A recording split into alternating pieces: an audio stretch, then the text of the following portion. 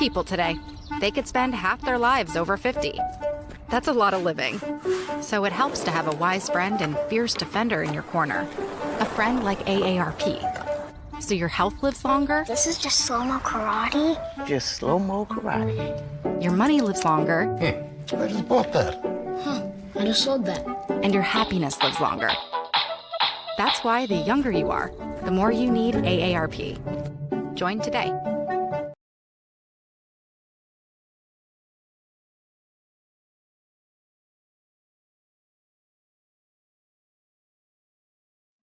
Welcome to AARP Illinois' virtual event. It's so wonderful to have you with us.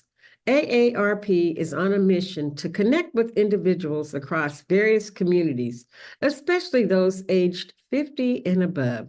We're here to listen, understand, and address the unique needs of you and your community as we age. Our goal is to enrich your experience by expanding our local activities, providing opportunities for you to discover and engage with all that life has to offer right here in your own community and virtually.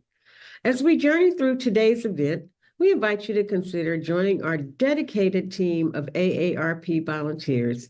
It's a chance to make a meaningful impact and help us better serve those 50 plus across the nation. Connect with us and be a part of this vibrant movement toward positive change. Welcome. And let's make this event both fun and transformative.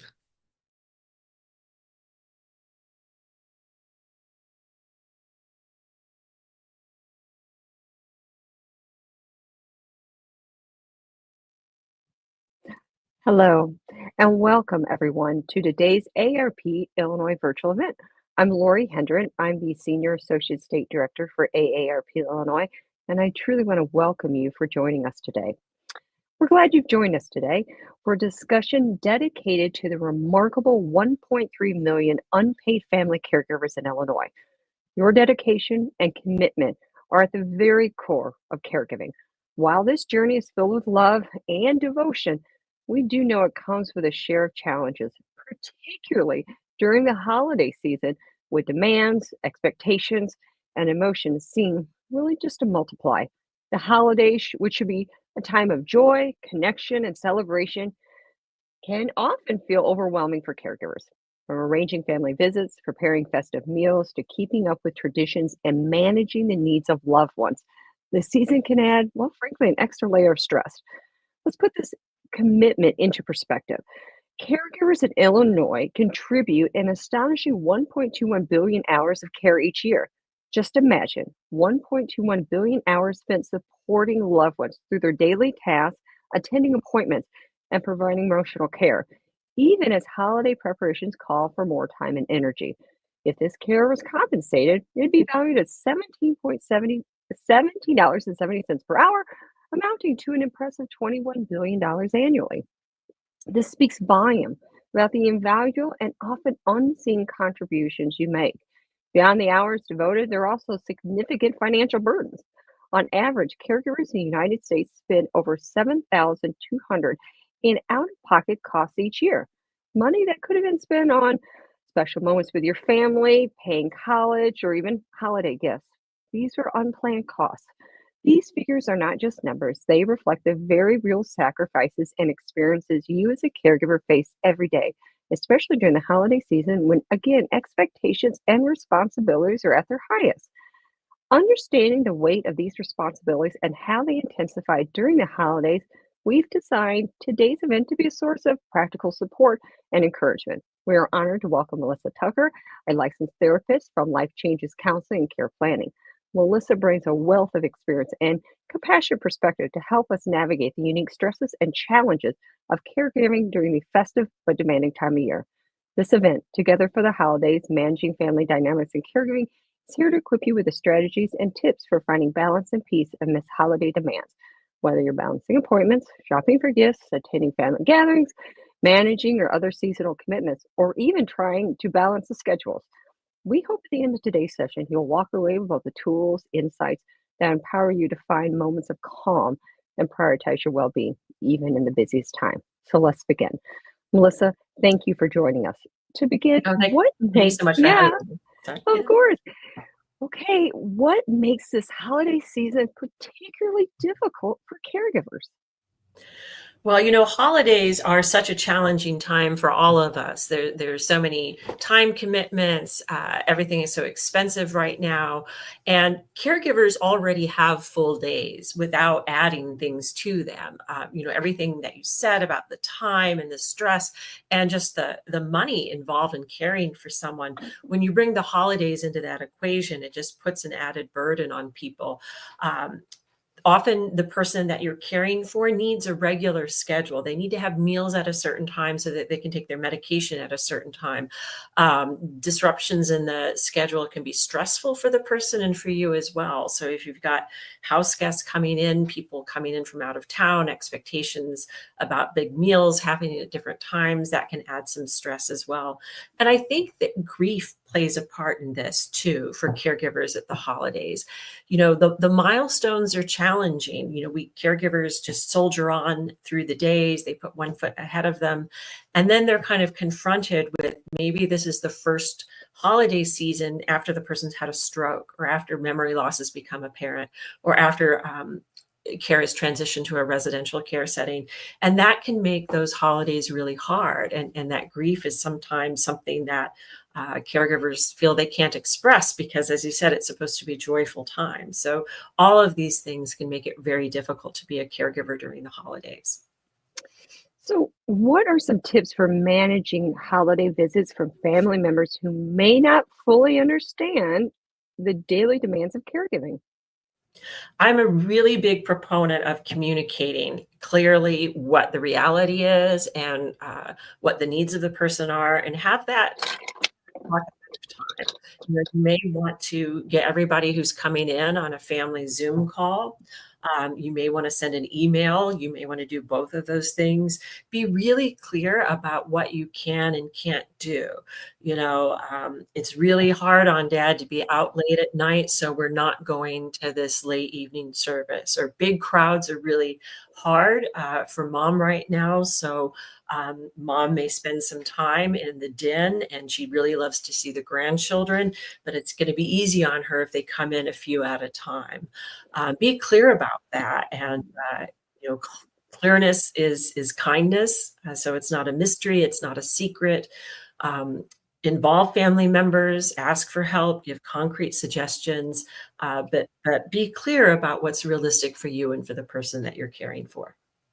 I very much like what you just said. You said about clearness. Clearness is kindness.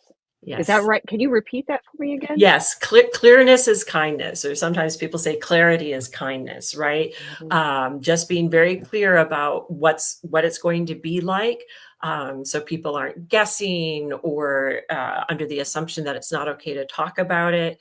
And it will solve a lot of that stress if you're just clear up front. This is how it's going to be. That is powerful. I wanna write that Mm. down and put that on my fridge for this holiday season. That is my aha moment. Thank All you. right, good. And, You're you're welcome. gonna have to repeat that throughout this. That's Mm. fabulous. What advice do you have for maintaining that positive communication among family members when those emotions are running pretty high during the holidays? Yeah, and that can happen for all of us, right?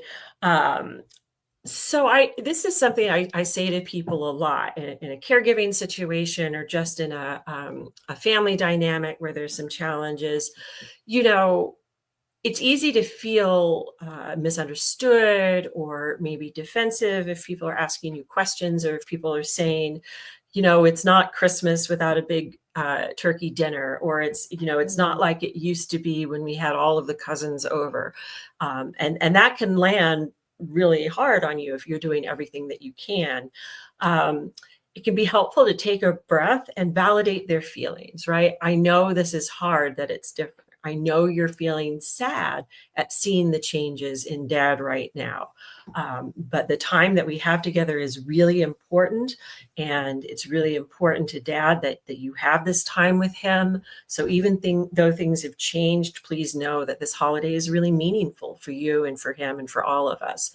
So starting with kind of expressing that you understand that they're feeling some grief or some frustration or maybe anger at the disease. I know you're really mad that, dad isn't able to do some of the things that he did, but here are things that we can do together.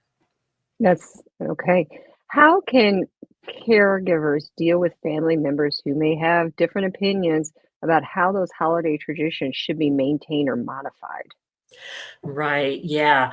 Um, as the caregiver, you're the decision maker for that person and for yourself. And your job is to maintain their quality of life and their calmness and their contentedness to the point, that you're able to do so, right? So empower yourself to make the calls that are right for you and for them. If it's, for example, disruptive to bring that person out of a care setting, be really clear about that. That is something that comes up for people. The person's maybe has memory loss and they're in a memory care unit. And there might be an expectation that you're going to bring that person out of that to the big holiday celebration and bring them back. And you may know that that's going to be not great for that person. So it's okay to say, that's not going to work for us, but we're all going to visit. Be clear about that. Know that you are the person who's the decision maker. If you're perhaps an adult child as a caregiver and you're that person's power of attorney for healthcare, that means you were chosen to make those decisions. So feel okay about that and do what's best for them and for you. And for some of those holiday traditions, maybe it's time to pass the torch, right? If one of the things that you used to do was make a special recipe, like maybe you made, homemade pasta or a really elaborate dessert, share that recipe and pass it on and say, I know it's really a part of our celebration as a family that we have this meal. I want to keep doing that. So I'm going to pass this torch to you. And now you're going to be in charge of the sweet potato pie or whatever it is. So you might need to let go of some of that stuff, but still have it be a part of the family celebration. Wonderful. How can caregivers manage, and maybe we did this one, did I ask you this Yeah. one, managing different, okay. How can caregivers involve extended family members in caregiving without disrupting Mhm. established routines? Yeah. This is really a challenge because those routines are so important. Um, So, people may be asking you what they can do to help. You may be fielding a lot of inquiries, a lot of well-meaning people saying, "Just let me know what I can do," and just organizing that and fielding that can be difficult. Something that can be helpful is creating like a family calendar that's easy to do online, and you can put some of those tasks in there that you need help with. So maybe the thing that's most helpful for you is making sure that there's a family member who's sitting with the person that you're caring for while you run to the grocery store or do things that you need to do to prepare for the holidays. Maybe that you're going to be worn out, so you need to put your feet up. So maybe you're going to say, "Hey, can you take mom to church that day, or can you visit with mom because I'm going to need to take a break?" So sharing the schedule with people, saying this is how you can help. Maybe putting that all online so people can sign up for things, being really clear, what I really need is for someone to make a run to the grocery store because I'm not going to be able to leave dad that day. Again, clarity is kindness, communicate and delegate. Those are all things that can be really helpful. Yeah, and I think this goes back to that question, but so Mhm. sometimes, what are the effective ways to delegate it? There Mhm. That's sometimes a hard ask. So what are the right ways to delegate those tasks to other family members without as a caregiver feeling the guilt Mm. or Mm. anxiety or overstepping? Right. Um, it's important for caregivers to understand their own limitations. It's important to kind of recognize that if what you're asking for is for other family members to spend time with your loved one, that can be really important for that family member. I work with um, people who are caregivers who are reluctant to enlist their children by saying their children, they all have really busy lives.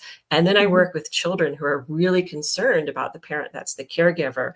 I just wish that I could get dad to let me help more, right? So both people want to help, but there might be a barrier there, reluctance to, impose. Look at it not as an imposition, but a gift. If this is someone who's coming in from out of state and they don't get to see this person very often, they may really want to spend the time that they have with that person. So feel good about making that possible. Another thing is, it's normal to feel anxious if you're not comfortable asking for help. It's normal to feel a little bit guilty about things that have changed, but you know what? Sometimes you need to feel those feelings and do it anyway. Just again, understand what's going to be best for you and the family and the person you're caring for. Feel the anxiety, do it anyway. It gets easier. So this was a great question. How can caregivers tactfully handle unsolicited advice from well-meaning family members? Yeah, that one's really frustrating. If you've really worked out the routine that works for this person, or if you understand the painful truth that there might not be treatment, for the person, to have someone come in and say, "Oh, I just read this on Facebook. Are you trying this vitamin supplement?" Or, what this person really needs is X, Y, and Z. Man, that can really be frustrating. If you've got a particular family member that is prone to that, you might kind of rehearse that ahead of time, what you might say. You can say, "Thank you, but the doctor says." "Thank you, but I'm working with the doctor on that." "Thank you, but we've worked out what's best." Routine is really important, so I'm going to stick with that. If you've got someone really persistent, it's okay to say, "You know what, I'll think about that." And you're not going to, right? You're not going to think about it, but you can just say, "Yeah, I'll think about that." If this is someone that you really want to work through this with, if you feel like you can get them to understand it and that's important to you, I like I statements, right? So not saying, "You know what, you're always criticizing me and I'm doing everything I can." And then you have that difficult conversation during the holidays. You could say, "When you suggest I do things differently, I feel frustrated," right? "So here's the behavior I see. Here's how it impacts me. I feel frustrated because XYZ, the doctor says this."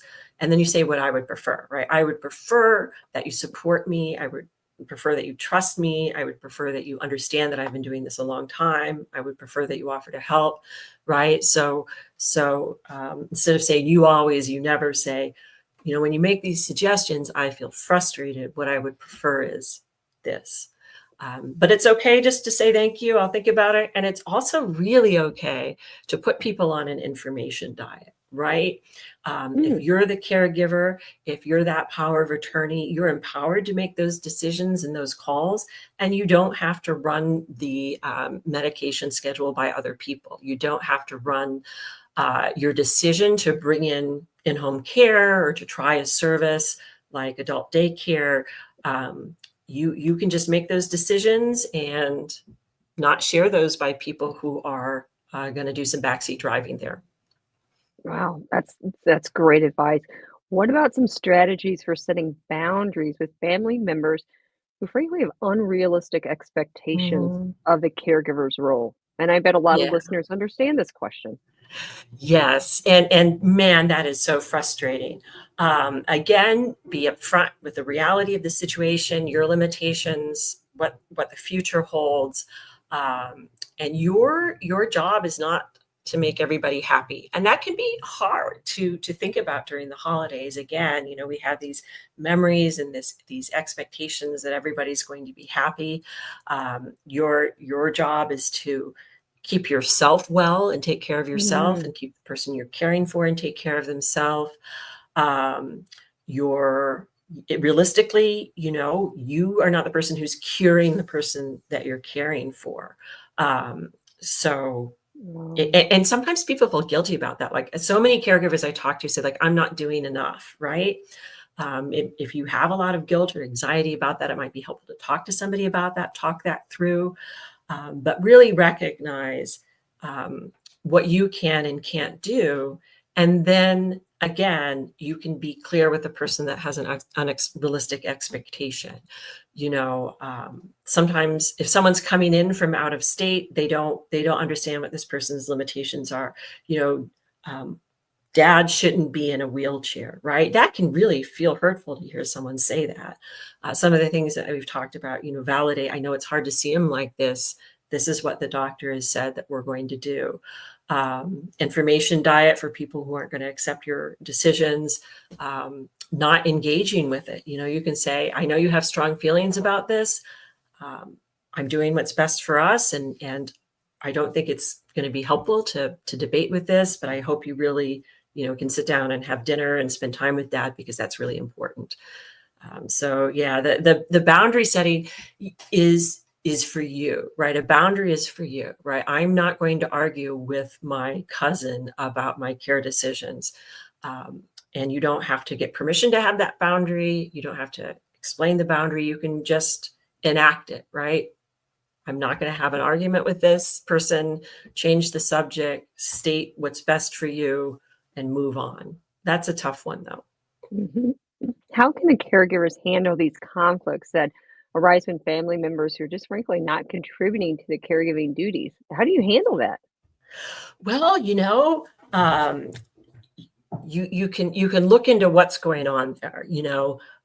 You can try to schedule regular check-ins. You can use that online calendar. You can ask family members, I when this situation first started, you said you would be there and you're really not.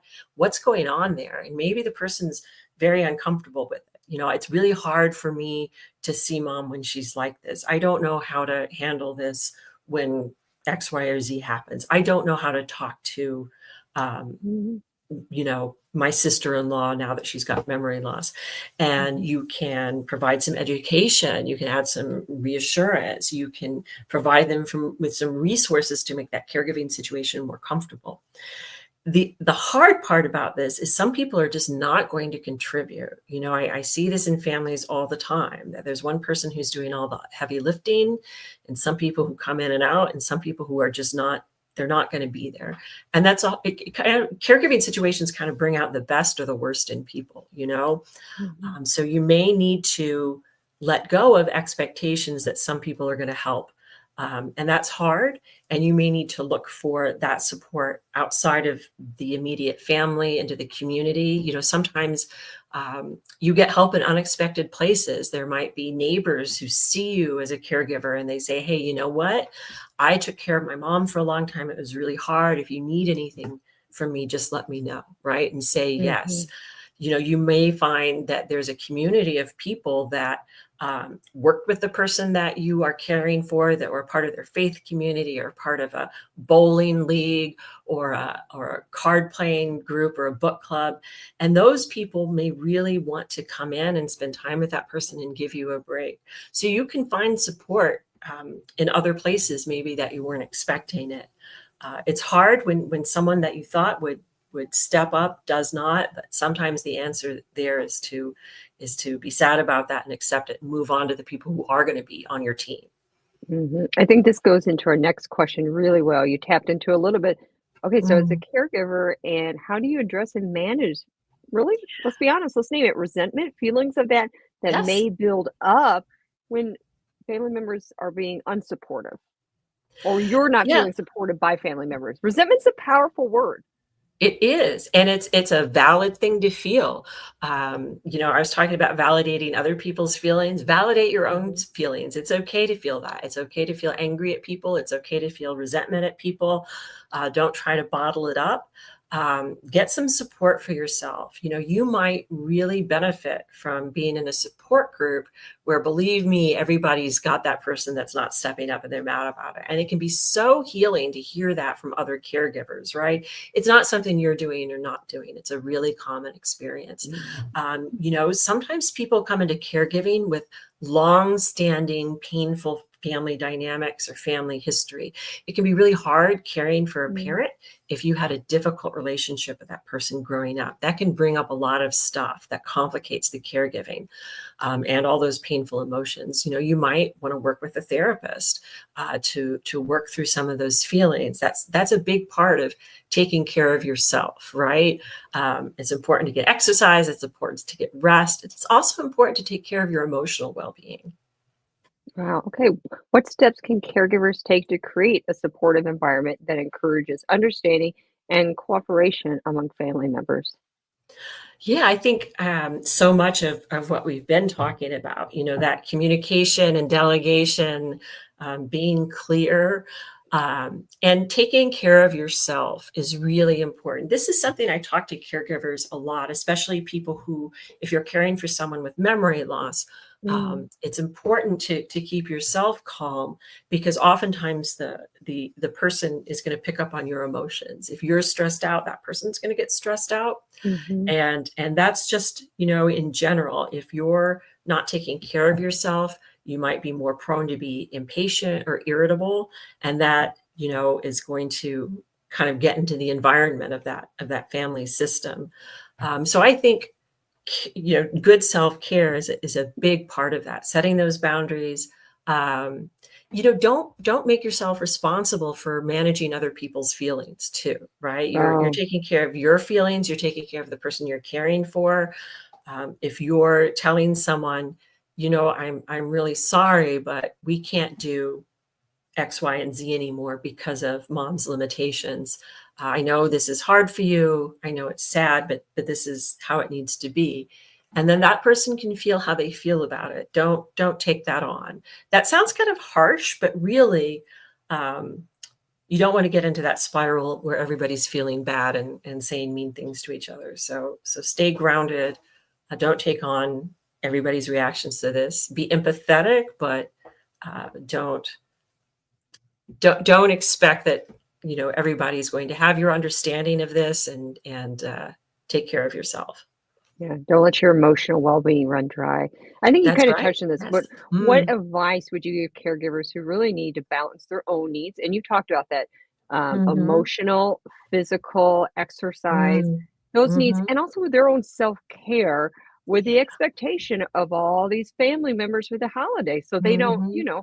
they don't say, oh, well, she's doing this for herself again. I mean, what advice do you Mm. have to be able to balance that as a caregiver? Yeah, that would be very difficult to hear, that someone thinks you're maybe being selfish because you're taking a nap or because you're going to an exercise class. Yeah.